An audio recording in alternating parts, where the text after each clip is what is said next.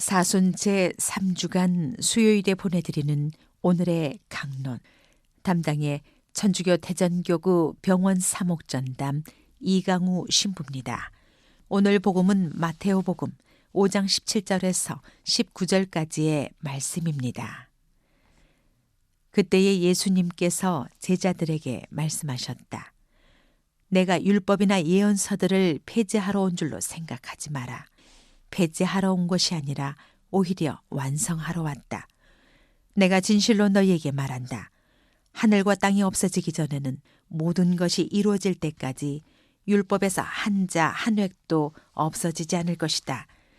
그러므로 이 계명들 가운데서 가장 작은 것 하나라도 어기고 또 사람들을 그렇게 가르치는 자는 하늘나라에서 가장 작은 자라고 불릴 것이다. 그러나 스스로 지키고 또 그렇게 가르치는 이는 하늘나라에서 큰 사람이라고 불릴 것이다. 대전 가톨릭 평화방송 애청자 여러분 안녕하십니까? 마테오 복음에 나오는 율법이나 예언서들이란 표현은 구약 성경 전체를 일컫습니다. 예수님은 그 율법이나 예언서들을 폐지하러 온 것이 아니라 완성하러 오셨다라고 말씀하십니다. 여기까지는 받아들이기가 어렵지 않습니다. 하지만 율법에서 한 자 한 획도 없어지지 않을 것이라는 말씀은 우리를 어리둥절하게 합니다. 산상 설교를 하시면서 혼인이나 맹세, 폭력에 대한 율법을 당신 스스로 폐지하지 않으셨던가요? 더군다나 다른 랍비들도 부모 공경과 같은 중요한 율법, 예를 들어 구약 성경 신명기 5장 16절에 보면 너희는 부모를 공경하여라. 너희 하느님 야훼의 분부이다. 그래야 너희는 오래 살 것이다.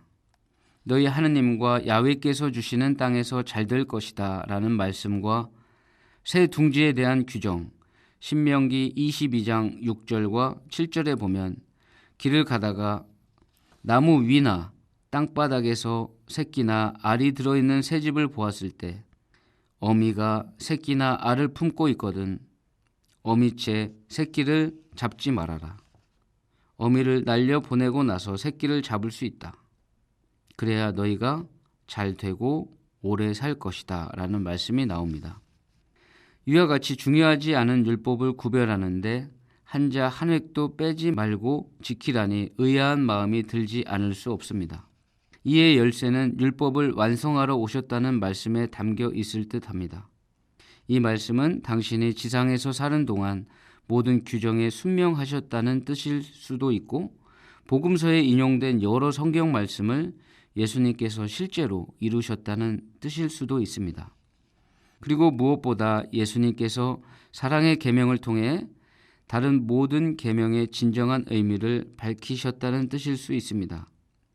이 중 어느 하나만이 맞은 답이라고 할 수는 없습니다. 사실 예수님은 이 모든 방식으로 율법을 완성하셨습니다. 예수님의 선언에 암시된 중요한 진실은 하늘과 땅이 없어지기 전에 곧 세상 마지막 구원의 날이 올 때까지 율법이 하느님을 따르는 이들에게 소중한 안내자 역할을 하리라는 것입니다. 하느님의 외아드님이며 오직 사랑만을 가르치고 실천하신 예수님도 율법이 지닌 의미를 가볍게 여기지는 않으셨습니다. 오늘의 강론, 지금까지 담당의 천주교 대전교구 병원 사목전담 이강우 신부였습니다. 내일도 이강우 신부의 강론이 계속됩니다.